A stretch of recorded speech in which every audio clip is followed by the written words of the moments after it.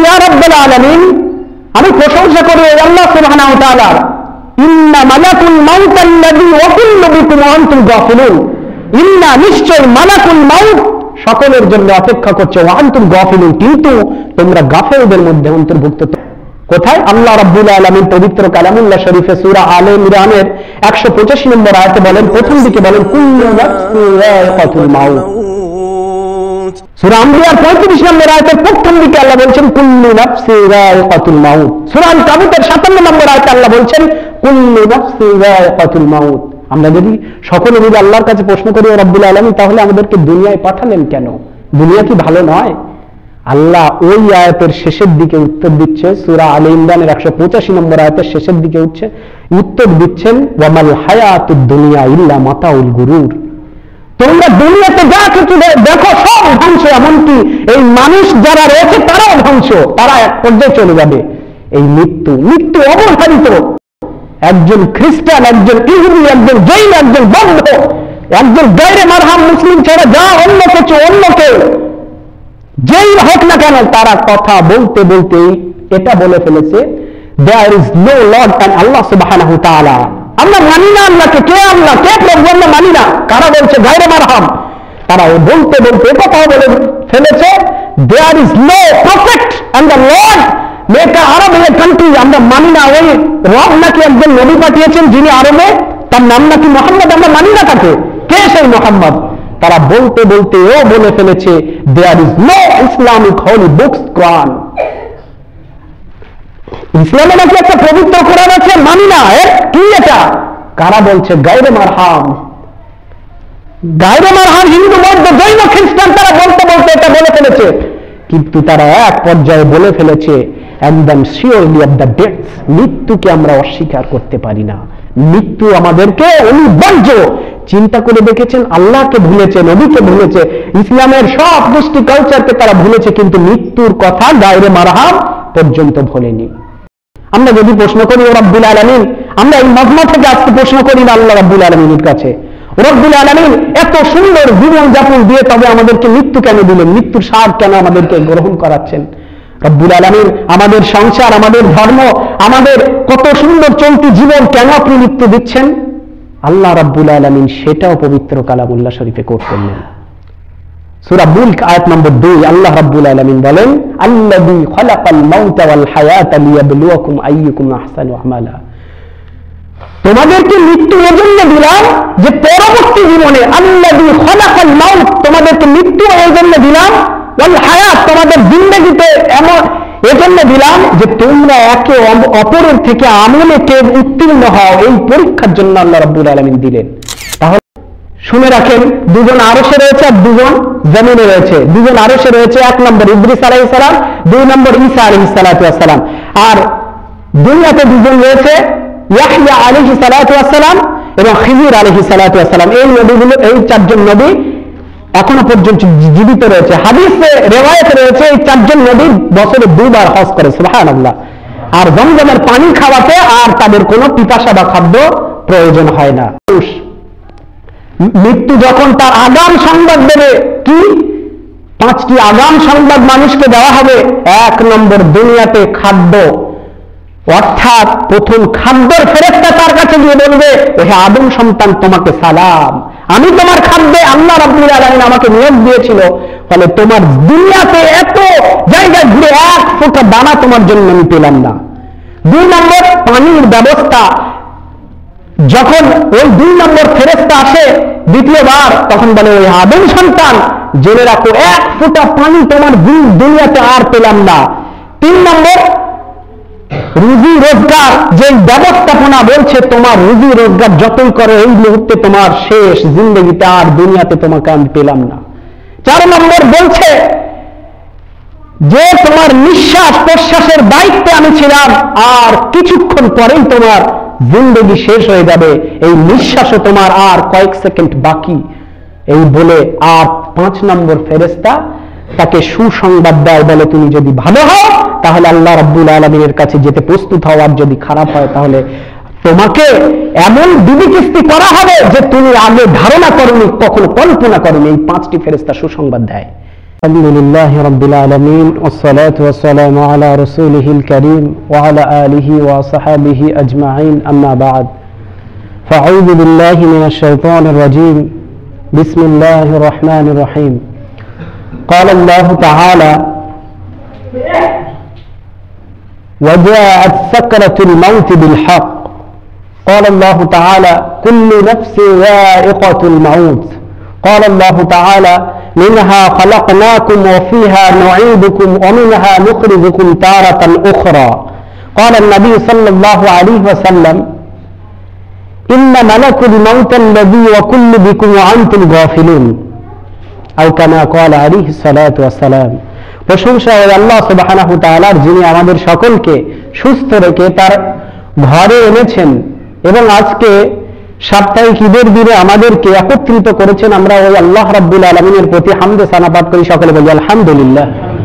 তারপরেই সালাতু সালাম জানাই বিশ্ব নবী হযরত মুহাম্মদ রাসূলুল্লাহ, যিনি আমাদেরকে আধার থেকে আলোকময় জিন্দেগিতে পথ চলতে সাহায্য করেছেন এবং পথ দেখিয়েছেন। আমরা ওই হাবিবের প্রতি আরো একবার বলি সাল্লাল্লাহু আলাইহি ওয়াসাল্লাম। আমি গত জুমায় আপনাদেরকে শুনিয়েছিলাম যে নামাজ পড়লে আমাদের আল্লাহ রাব্বুল আলামিন 5টি পুরস্কার দেবেন। আশা করি সবাই মনে আছে আর আলহামদুলিল্লাহ এর প্রতি আমল করবেন। কিন্তু আল্লাহর নবী সাল্লাল্লাহু আলাইহি ওয়াসাল্লাম আরো বলেছেন 5টি জিনিস এমন রয়েছে, যদি কোনো কম, যদি কোনো গোত্র, যদি কোনো সমাজ এই 5টি জিনিসে আয়ত্ত করে নেয়, নিজের মনে করে নেয়, তাহলে মনে রেখো ওই কম, ওই গোত্র, ওই সমাজ শীঘ্রই ধ্বংসের নিপতিত হবে। কি 5টি জিনিস? 1 নম্বর, ইউহিব্বুনা দুনিয়া ওয়া ইয়ানসাউনা আখিরা। যদি কোনো কম, যদি কোনো গোত্র, যদি কোনো সমাজ 1 নম্বর জিনিস তথা ইউহিব্বুনা দুনিয়া তথা দুনিয়ার প্রতি মহব্বত রাখে আর আখিরাতকে ভুলে যায়, ওই কম শীঘ্রই ধ্বংস অনিবার্য। 1 নম্বর। 2 নম্বর, ওয়া ইউহিব্বুনাল মাল ওয়া ইয়ানসাউনাল হিসাব। তারা মালের প্রতি মহব্বত রাখবে এবং হিসাবের কথা তারা ভুলে যাবে। 3 নম্বর, আল্লাহ রাসূল বলেন ওয়া ইউহিব্বুনাল খালাক ওয়া ইয়ানসাউনাল খালিক। তারা স্রষ্টাকে ভুলে যাবে, আল্লাহকে ভুলে যাবে আর মানুষের প্রতি মহব্বত দেখাবে, মানুষের প্রতি ভালোবাসবে।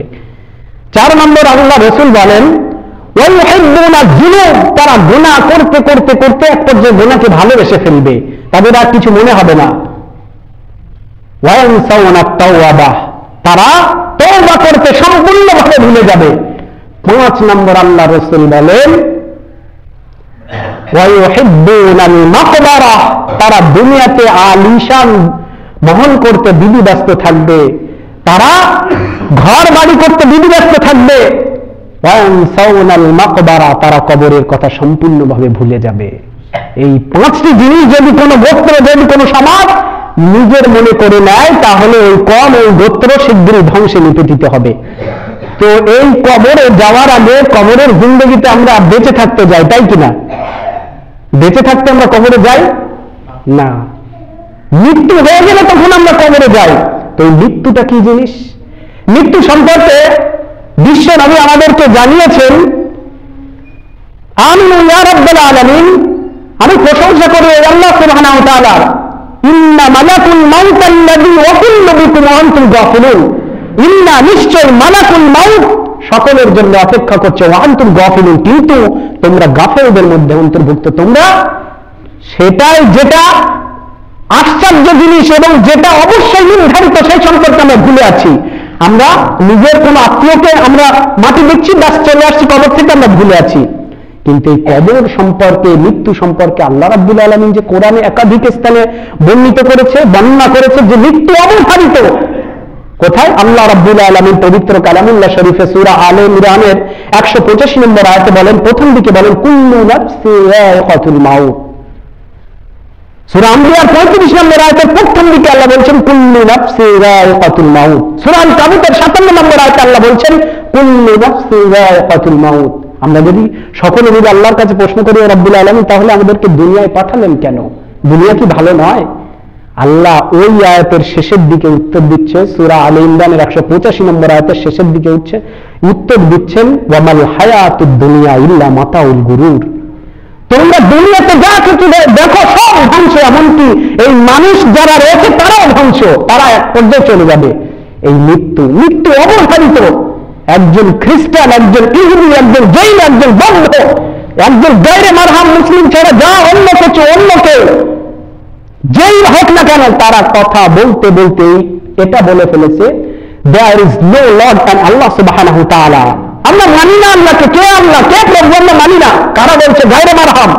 তারা বলতে বলতে কথা বলে ফেলেছে, there is no prophet and the Lord make a Arab country। আমরা মানি না ওই রব নাকি একজন নবী পাঠিয়েছেন যিনি আরবে, তার নাম নাকি মোহাম্মদ, আমরা মানি না তাকে। কে সেই মোহাম্মদ? তারা বলতে বলতে ও বলে ফেলেছে, there is no Islamic holy books Quran। ইসলামে নাকি একটা পবিত্র কোরআন আছে, মানি না। কি এটা? কারা বলছে? গায়রে মারহাম। গায়রে মারহাম হিন্দু, বৌদ্ধ, জৈন, খ্রিস্টান, তারা বলতে বলতে এটা বলে ফেলেছে।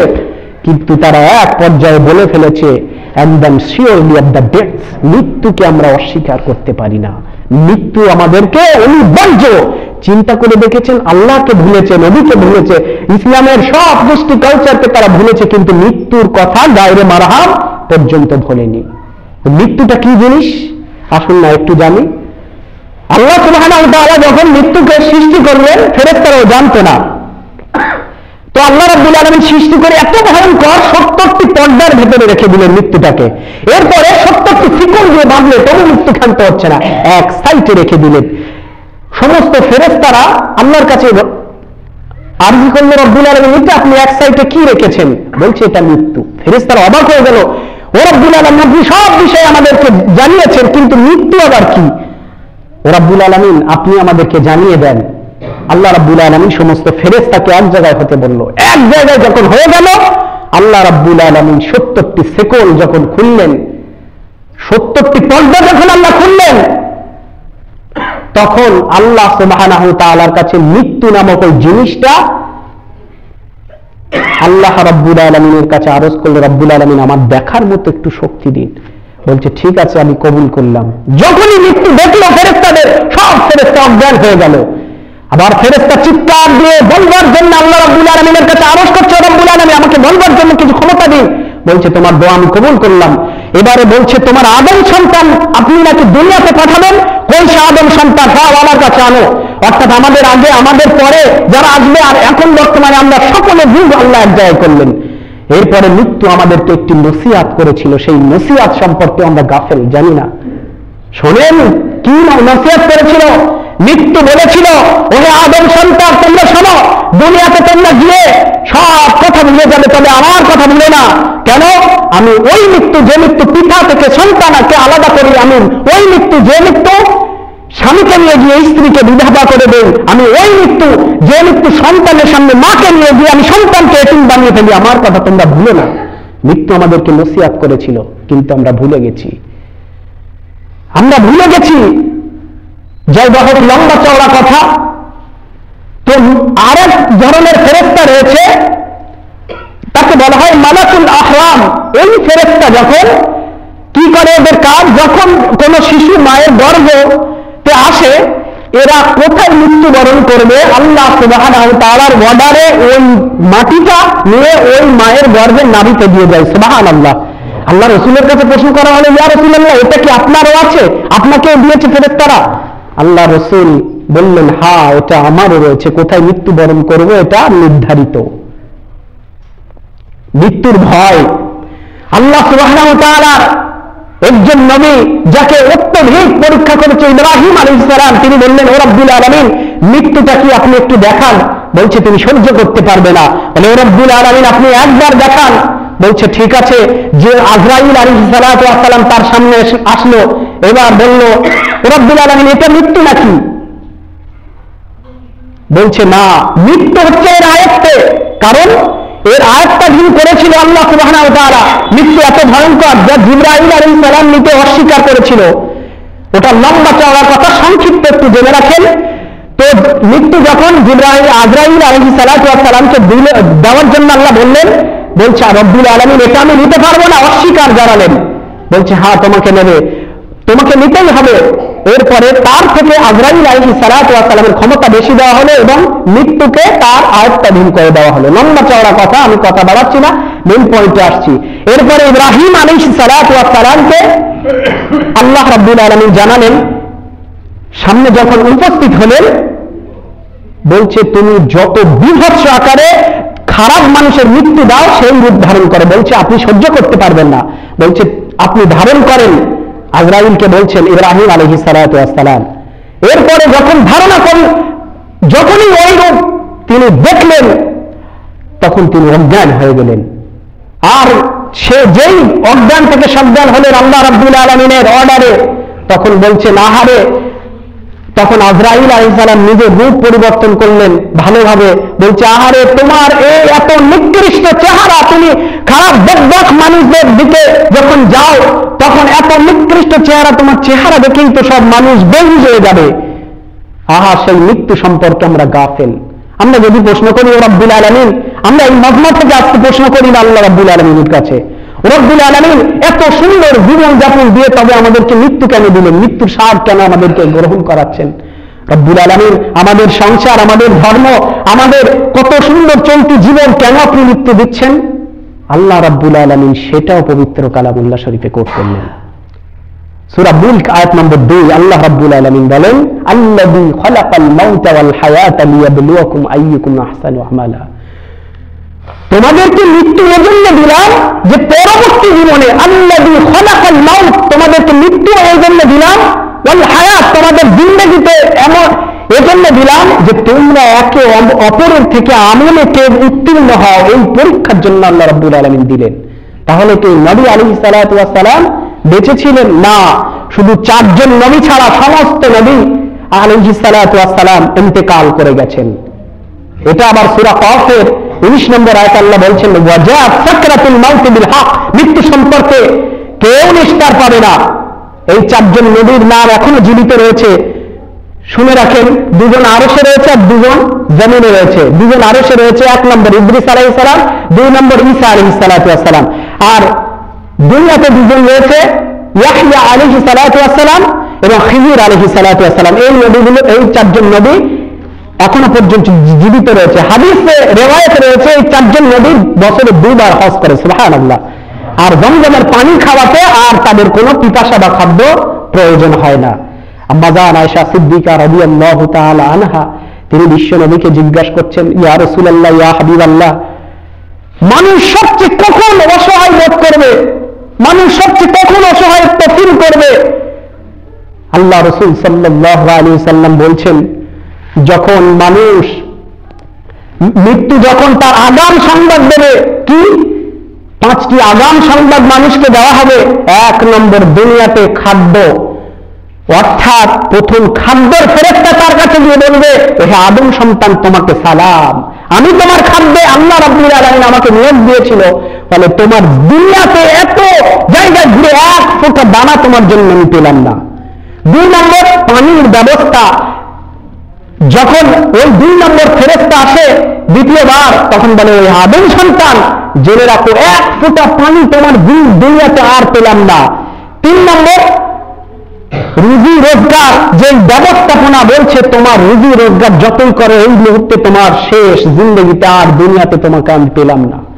4 নম্বর বলছে যে তোমার নিঃশ্বাস প্রশ্বাসের দায়িত্বে আমি ছিলাম, আর কিছুক্ষণ পরেই তোমার জিন্দগি শেষ হয়ে যাবে, এই নিঃশ্বাসও তোমার আর কয়েক সেকেন্ড বাকি। এই বলে আর 5 নম্বর ফেরেশতা তাকে সুসংবাদ দেয়, বলে তুমি যদি ভালো হও তাহলে আল্লাহ রাব্বুল আলামিনের কাছে যেতে প্রস্তুত হও, আর যদি খারাপ হয় তাহলে তোমাকে এমন বিধিকিস্তি করা হবে যে তুমি আগে ধারণা করনি, কখনো কল্পনা করনি। এই 5টি ফেরেশতা সুসংবাদ দেয়। এরপরে যখন সে মৃত্যুর মুখে ঢলে পড়ে, আল্লাহ সুবহানাহু ওয়া তাআলার হাবিব আয়েশা রাদিয়াল্লাহু তাআলা আনহাকে বলছেন, এরপরে মানুষ সবচেয়ে বেশি অসহায় ফিল করবে যখনই তার মৃত্যু কাছাকাছি হয়ে যায়। মৃত্যু যখন তার কাছে চলে যায়, মৃত্যু এক পর্যায়ে তার জীবনকে হরণ করে। এরপরে যদি কোনো ভালো মানুষ হয় তাহলে বলবে যে তোমার মৃত্যু, তোমাকে আমি জান কবজ করবো। বলছে, হ্যাঁ তুমি আমার জান কবজ করবে? কে তুমি? এত বড় স্পর্ধা যে আল্লাহ সুবহানাহু ওয়া তাআলার বন্ধু, সে ফেরেশতাকে এরকম ধমক দিয়ে বলবে, কে তুমি? যে আল্লাহ রাব্বুল আলামিনের গোপনে ইবাদত করত, ফেরেশতাকে ধমক দেবে। বলছে আমি মৃত্যুর ফেরেশতা। বলছে মানি না, তুমি কে মৃত্যুর ফেরেশতা? আমার আল্লাহ ছাড়া কেউ নেই। আল্লাহ রাব্বুল আলামিনের প্রকৃত বন্ধুরা এটাই বলবে। আল্লাহ সুবহানাহু ওয়া তাআলার কাছ থেকে ফেরেশতা চলে যাবে, বলবে ও রাব্বুল আলামিন, আপনি কাকে আপনি পাঠিয়েছেন কার কাছে? সে তো আপনাকে ছাড়া কাউকে মানে না। বলছে তুমি যাও জান্নাতে গিয়ে সেব নামক একটি ফল, আপেল নিয়ে ওই খণ্ডন বিসমিল্লাহির রহমানির রহিম খণ্ডন নিয়ে ওখানে সিল মেরে দাও। কোন কোন রেওয়ায়েতে এসছে যে জান্নাতি রোমান এবং বিসমিল্লাহর খণ্ড সিল মেরে তার কাছে নেওয়া হবে। যাই হোক, দুটো রেওয়ায়েত রয়েছে। এরপরে নিয়ে আসা হবে, সে হাসতে হাসতে হাসতে সেখান থেকে ওই রোমানে কিংবা সেব নামক ফলে এসে বসবে। সুবহানাল্লাহ। আর যে খারাপ হবে, আল্লাহ সুবহানাহু ওয়া তাআলার হাবিব বলেন এত চিৎকার করবে, এত চিৎকার করবে, যদি কোনো পশু পাখি সেখানে থাকে সে ওখান থেকে পালানোর জন্য দিদি ব্যস্ত হয়ে যাবে। আম্মা জান আয়েশা সিদ্দিকাকে আল্লাহ রাসূল যখন বলছেন, আম্মা জান আয়েশা সিদ্দিকা রাদিয়াল্লাহু তাআলা আনহা কেঁদে ফেললেন। এরপরে যখন বদবক নামক বদবকের যখন জীবন কবজ হয়ে যাবে, ভালো লোকের জীবন কবজ হয়ে যাবে, এরপরে যখন পরবর্তী ধাপে নিয়ে আসা হবে, এক পর্যায়ে তাকে তার ঘরে পাশে রাখা হবে। রেখে দেওয়ার পরে আম্মা জান বলছেন যে তখন মানুষ সবচেয়ে অসহায় বোধ করবে, যে মানুষটা ছিল পরিবারের একজন আকাঙ্ক্ষী, যে মানুষটা ছিল পরিবারের একজন আইডল, তাকে অফসাইডে রেখে দেওয়া হবে। সেই মানুষটা সবচেয়ে অসহায় ফিল করবে, আর মানুষ তাকে দেখতে আসবে, সেই রূপটা বলবে, হ্যাঁ আমার আজকে কি হলো, তোমরা কেন এখানে ভিড় জমাচ্ছ?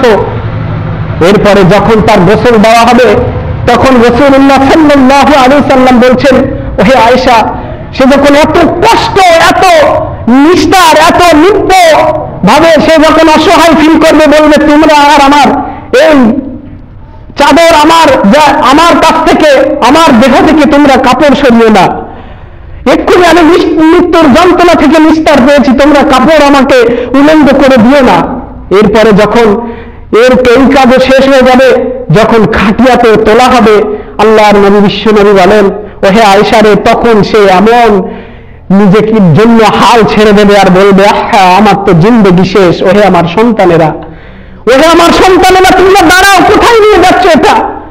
তোমরা আমাকে নিয়ে যাও না, আমি তো তোমার সাথে ছিলাম, তোমার পিতা, আমি তোমার সন্তান।